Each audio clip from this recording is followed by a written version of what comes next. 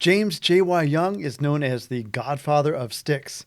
My phone interview with him is up next. Welcome to 15 Minutes with Chuck, where we feature interviews with music artists, entertainers, scientists, and more. Here's your host, a software consultant, teacher, and space enthusiast, Chuck Fields. Hello, thanks so much for joining me today. It's my pleasure to introduce my special guest, James J.Y. Young of Styx. J.Y. and the rest of Styx, along with REO Speedwagon and Loverboy, are performing on the road now with their tour called Live and Unzoomed. With several gold and multi-platinum albums, their successes are incredible. They've had 16 singles in the top 40 of the US Billboard Hot 100 and 8 top 10 hits. Last year, they released the album Crash of the Crown and the EP, The Same Stardust. JY, lead guitarist of Styx, joins me today on the road to discuss the tour and his amazing music. 15 Minutes with Chuck. Professor Fields. Professor Fields, I love it. JY, thanks so much for joining me, man. It's a pleasure to have you here. My pleasure. Hey, listen, this is so cool. You're finally back on tour, live and unzoomed, loving the name. You're out there with the REO Speedwagon and Loverboy. How's it going? Going phenomenally well, much better than I thought it might go. How's that? Post-pandemic, I think nobody really truly knows what to expect and how to predict these things. But our audiences act like people that have been cooped up for a few years and are ready to let it loose, because we're drawing in a way as good as we ever have, and some nights even better. Oh, I think that's fantastic. I do want to go back, and I think it's great. You've got tours all over, and I know they've added a few dates here and there, which is fantastic. So I highly encourage our audience to check you guys out. But I want to go back too, because I heard this. I love this. I heard that some other members of the band call you the Godfather of Styx. I love that. Why is that? Why do they call you that? Well, I'm the only one that's regularly. I'm the only one that's still alive. That's basically been at every show except for one or two when my wife was on a ventilator when she had a stroke back 15 years ago. Oh wow! And I just refused to leave her side. But That's otherwise, awesome. I'm a man that's healthy, big and dumb and blonde, and eat my Wheaties and take my vitamins and love what I do. And I've been here from the beginning, and this was always what I wanted to do. So, I guess because nobody else. Todd is maybe the best drummer on the planet, but he's a recent addition. Lawrence Gowan is, he's been around about 15 years here with us. Ricky Phillips was there because Chuck had medical issues for a period of time and was not with us there. And then just as a backup, we've got Will Ivankovich, and Tommy Shaw, of course, has been there since John Serluski left, was about 25 years ago. Yeah. Wow. It's been a while. See, I love that though. I mean, because you're right. You're taking care of yourself and you're following your passion, which is great. I want to talk about that kind of real quick. Your music journey. I understand you grew up in Chicago, which is cool. Not just a stone's throw away from where I am in Annapolis here. And you started taking piano lessons age 5, which eventually led to guitar. Can you tell me more about that and sort of where your passion to music began? Well, actually, we were forced.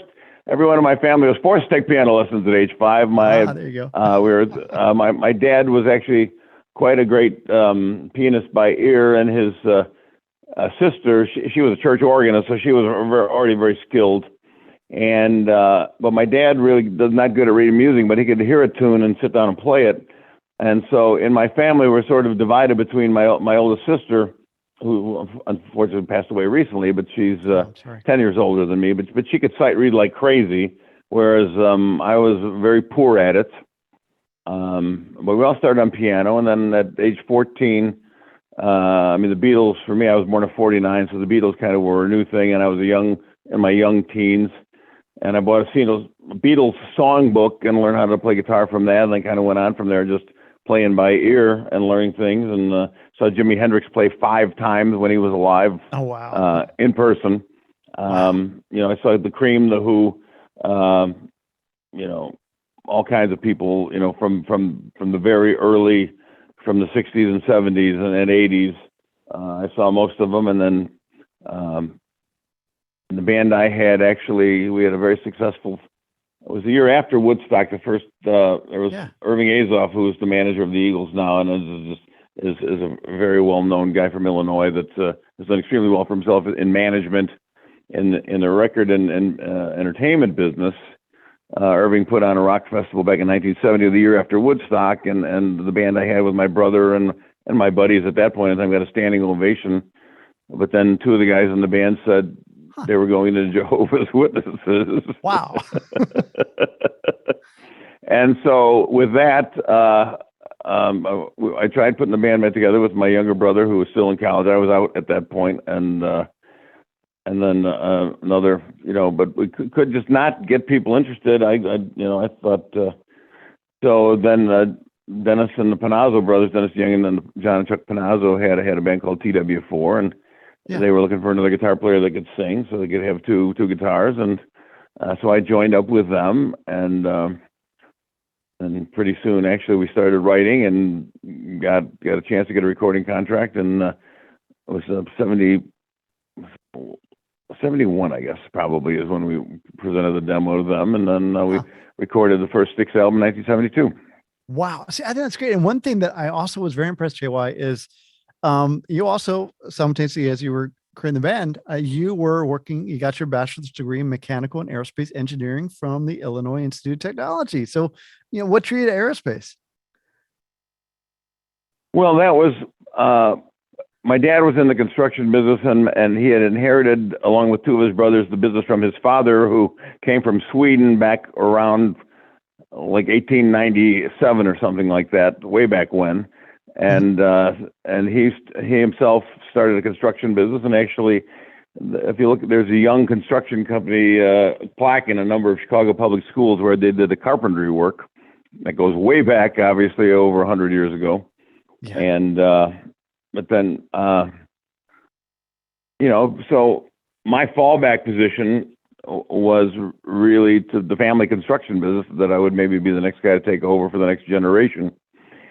That's why engineering degree was closest to that, and the aerospace version, the aerospace angle, mechanical and aerospace was in its complete infancy at that point. Yeah, it really was. You're talking about 1965, 66, 67. I graduated at the beginning of 67 because I still had February graduating classes.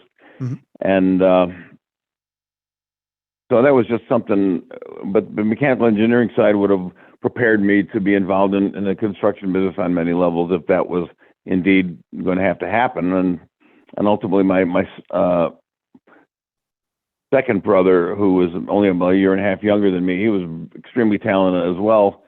But he just didn't find the right group of people to be with, and they didn't quite get a recording contract and whatever. And so he was kind of took over the family business from there. And my youngest brother actually has a degree from University of Illinois, Champaign, in theater. Yeah. Although trying to make a buck in theater is harder than making a buck in a rock and roll band. Oh, yeah. Yeah. So I'm the family rock star. I think it's awesome, and I think it's neat too, and it shouldn't be surprising. I mean, there's a lot of very smart musicians out there, and I think it's neat that you're drawn to engineering.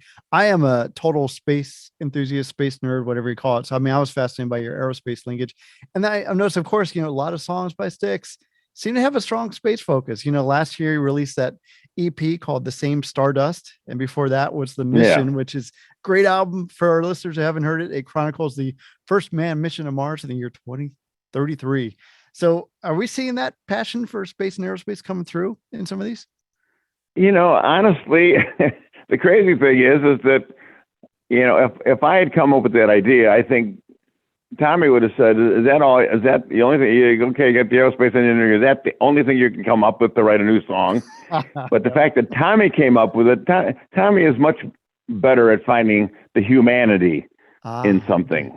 I can dissect it and tell you precisely how this happened and how the other thing happened, but Tommy's has a high school education, but he's extremely bright. I don't think his parents had the money, or he didn't have the motivation. He enjoyed playing music, and he just has a lyrical sense about him, and so it was his idea. I think he found the humanity in the whole thing that I wouldn't have been able to find. And I mean, I collaborated on the musical side of the whole thing, certainly, and Of course. Yeah. perhaps have suggested a lyric here or there, but that was really Tommy Shaw's deal. Okay. Well, let me say this, because you guys have been very active with music. You know, you also released an album last year called Crash of the Crown, which is doing phenomenal. Are you performing any of those songs on the tour right now? Yeah, we actually are playing tonight in where are we? Kansas City, and we're out on the road with it's a three act bill. Ourselves on REO Speedwagon are co-headlining. We close one night, they close the next night, and we got Loverboy, which is kind of from our similar era, although a little bit more recent, as the opening act. So there's a 3-act bill, and where people are coming out in droves. I think it's a post-pandemic, I can finally go back out to a concert kind of a response to it, but it's very good, and people are, really into it, and everybody's having a blast. See, I think that's great. Now, do you have personally any favorite songs that you like to perform? Oh, there's a song that Dennis wrote called "Sweet Men in Blue." That's a great song, and we do it from time to time, depending. "Come Sail Away" is a great song, and Dennis actually, it was started out, about just basically in a song about escaping, what was bothering you here at home in town or whatever.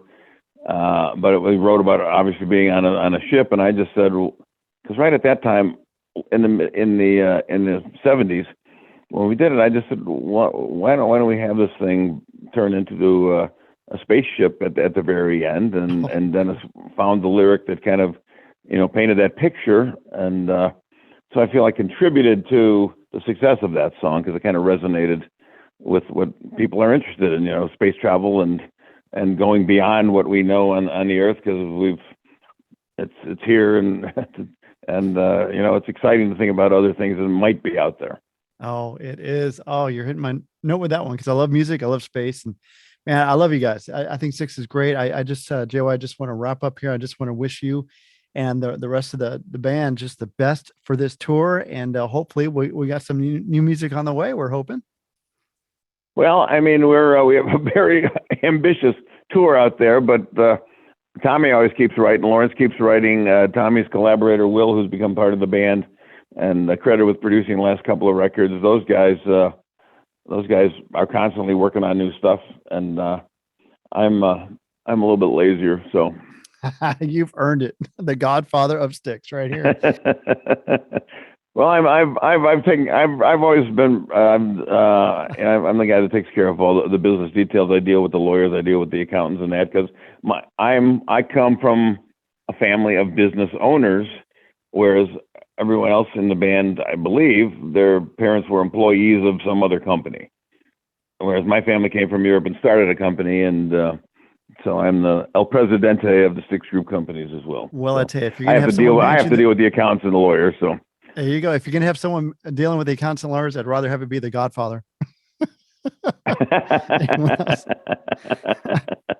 JY, again, it's been a pleasure. Thanks so much for joining us today. Really, hey, I'm glad we got this done. 15 Minutes with Chuck. Well, I really enjoyed my conversation with JY today, and I hope you did too. Really enjoying their new music as well as their old music, but their newest album, Crash of the Crown, is incredible. Highly encourage you to check it out. If you'd like to learn more about them or their tour, just go to their website at styxworld.com. I want to thank JY for joining me today. I want to thank you for joining us as well. If you can do me a small favor and share this episode, or like it, or give us a comment, that would be great. We certainly appreciate it. Thanks so much for joining me today. I'll see you next time. God bless.